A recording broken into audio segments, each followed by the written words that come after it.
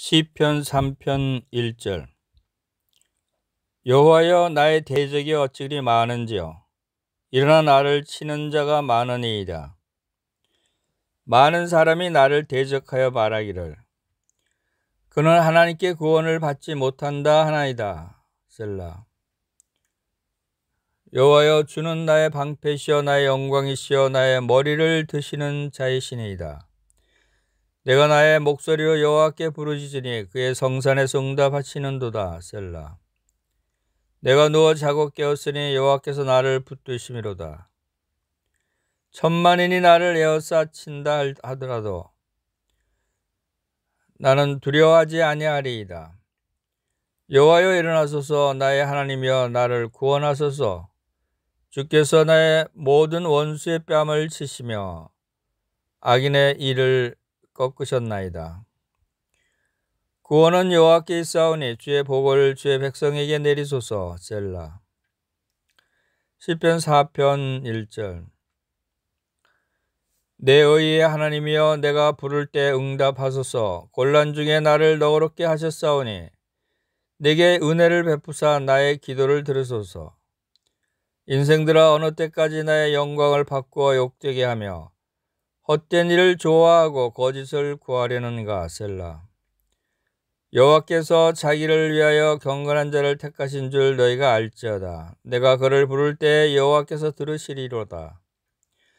너희는 떨며 범죄하지 말지어다. 자리에 누워 심중에 말하고 잠잠할지어다. 셀라. 의의 제사를 드리고 여호와를 의지할지어다. 여러 사람의 말이 우리에게 선을 보일 자 누구냐 하오니 여호와여, 주의 얼굴을 들어 우리에게 비추소서. 주께서 내 마음에 두신 기쁨은 그들의 곡식과 새 포도주가 풍성할 때보다 더하니이다. 내가 평안히 눕고 자기도 하리니 나를 안전히 살게 하시는 이는 오직 여호와이시니이다. 시편 3편과 4편의 내용에 관한 연구입니다. 시편 3편은 감정 변화에 대한 연구입니다. 만일 우리가 감정이 변한다면 다윗 역시 그러했다는 사실에서 위안을 얻을 수 있습니다. 이 시에서 다윗은 얻은 절망에서 고요한 확신으로 감정이 급변하고 있습니다. 3장 1절에서 2절 내용을 보겠습니다. 처음에 다윗은 대적에게 압도되었습니다. 그들의 우월한 수로 인해서 마음이 두려움에 사로잡혀 있었습니다. 그렇게 많은 대적이 나를 에워쌌으니 어찌할꼬. 또한 그는 대적에 웅성대는 말에 압도되었습니다. 그들은 그의 죄가 하나님의 도움을 받을 소망을 끊어버렸다고 비난했습니다. 2절은 셀라라는 이해하기 힘든 말로 끝납니다. 이것은 시편에 나오는 71회 중 첫 번째 사례이므로 여기서 잠시 그 단어에 대해서 살펴보고자 합니다. 불행히도 여기서의 고찰은 설명이라기보다는 무지를 고백한 것이라 하겠습니다. 간단히 말하자면 우리는 그 단어가 무슨 뜻인지 모릅니다. 우리가 할 수 있는 일이란 제한된 의미들을 열거하고 독자로 하여금 최선의 것으로 보이는 것을 결정하게 하는 것뿐입니다. 셀라라는 목소리나 악기 연주 소리를 크게 하는 것, 즉 크레센토의 의미를 생각할 수 있습니다. 그것은 멈추어 그것을 생각해보라 라고 말하는 듯한 막간 내지는 휴식을 가리킬 수 있습니다. 그것은 70인역의 디아프 살못으로 옮겨졌는데 그것은 크게 연주하는 것, 프로테를 의미할 수 있고 또 간주를 의미할 수도 있습니다. 후자가 더 가능성이 크죠. 어떤 이들은 그것이 다카포 같은 반복을 의미한다고 생각합니다. 그것은 악장의 종교를 의미할 수도 있습니다. 그것은 경의 내지는 존경의 표로 몸을 굽히는 것을 의미할 수도 있습니다.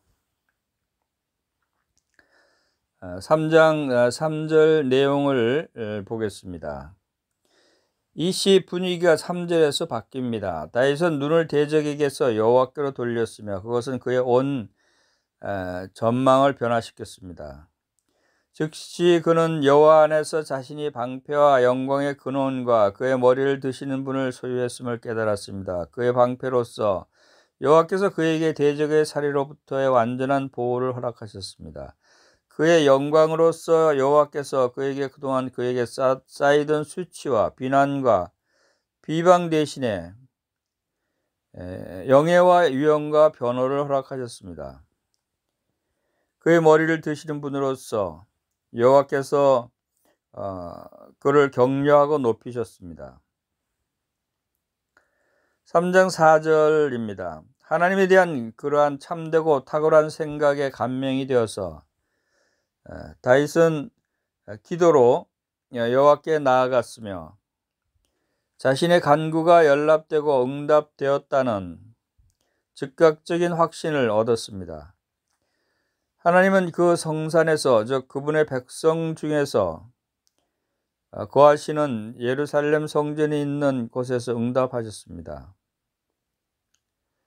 3장 5절에서 6절 내용에는 여호와의 보호를 확신한 까닭에 시편 기자는 누워 잠이 들었습니다. 그것은 극히 달콤한 잠이요 삶의 극한 상황 중에 그분을 신뢰하는 자들에게 주시는 하나님의 선물입니다. 평안한 밤을 보낸 뒤에 다윗은 두려움과 불길한 예감에 사로잡힌 마음 상태를 평정하게 하신 이가 여호와시라는 의식과 함께 깨어납니다.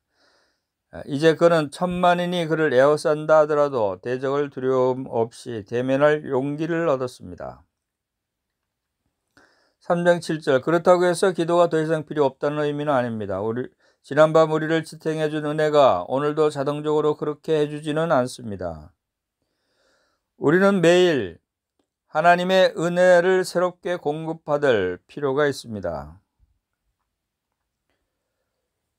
그래서 다윗은 하나님이 원수의 뺨을 치시고 악인의 일을 꺾으시리라는 믿음을 가지고 여호와께 지속적인 구원을 간구했습니다. 3장 8절 다윗에 관한 한 여호와께서 사람을 구원하실 수 있는 유일한 분이십니다. 구원은 오직 여호와께 속한 것입니다. 그래서 그는 하나님이 그 놀라운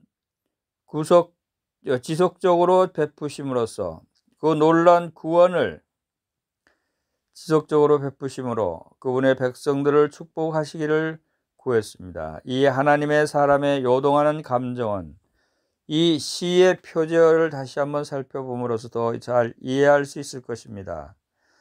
다윗이 그 아들 압살롬을 피할 때 지은 시, 다윗의 대적 우두머리는 그의 아들이었습니다. 대적이 이방 침략자들이었어도 극히 곤란했을 터인데 대적이 다윗의 반역한 아들의 지위를 받고 있었기에 거기에 슬픔과 비통함이 더해졌습니다. 시편 4편을 보겠습니다. 시편 4편은 은밀히 평온케 하시는 분이라는 제목으로 내용을 볼 수 있습니다. 4편 1편 1절은 다윗은 여호와의 존전에 들어가서 그분의 의의 하나님이라고 불렀습니다. 이것은 공의의 하나님이 다윗을 의롭게 심판하실 것을 믿을 수 있다는 의미를 내포합니다. 사람들은 모욕하고 배척할 수 있으나 그러나 하나님은 진실을 아시며 정의가 승리한다는 것을 아십니다. 이어서 다윗은 곤란 중에 나를 너그럽게 하셨다고 덧붙였습니다.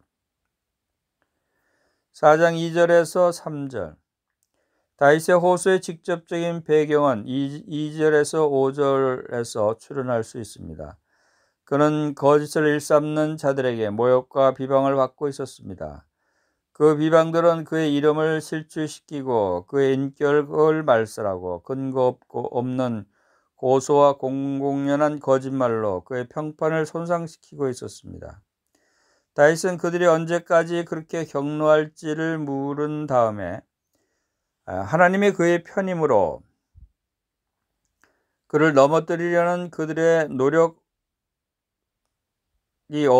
소용없을 것이라고 일깨워 주었습니다. 여호와께서 자기를 위하여 경건한 자를 택하신 줄을 너희가 알지어다. 여호와를 의뢰하는 자들은 그분의 눈동자와도 같습니다. 스가랴서 2장 8절. 그들의 이름은 그분의 손바닥에 새겨져 있습니다.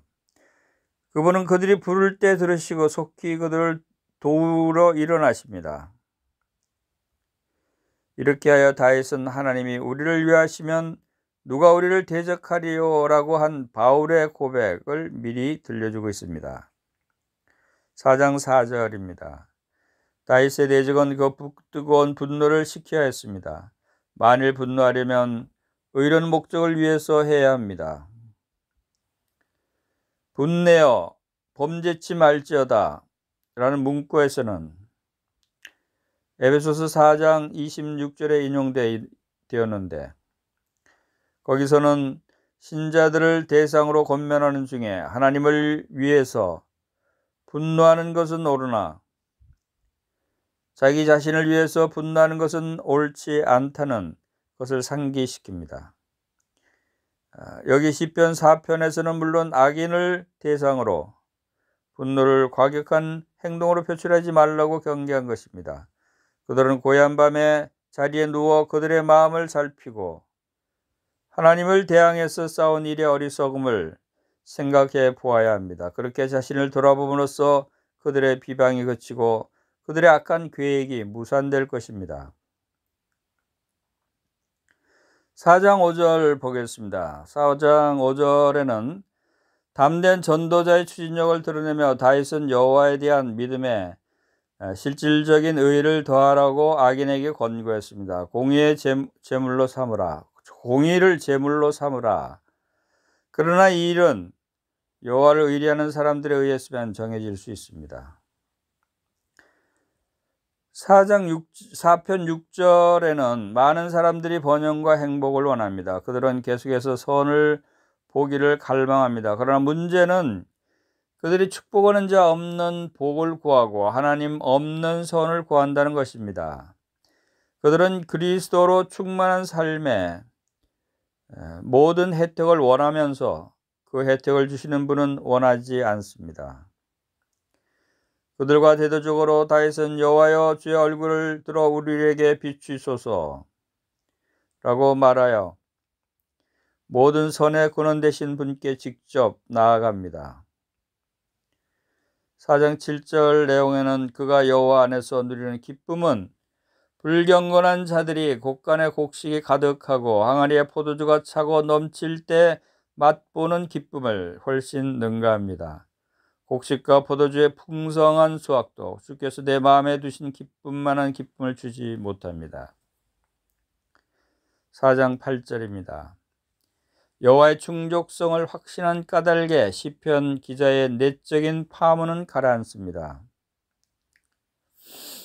이제 그를 안전히 거하게 하시는 분이 여호와이심을 아는 가운데 평안히 누워서 잠잘 수 있습니다. 이 8절로 된 짧은 본문에서 기도는 얼마나 놀라운 변화를 가져왔습니까?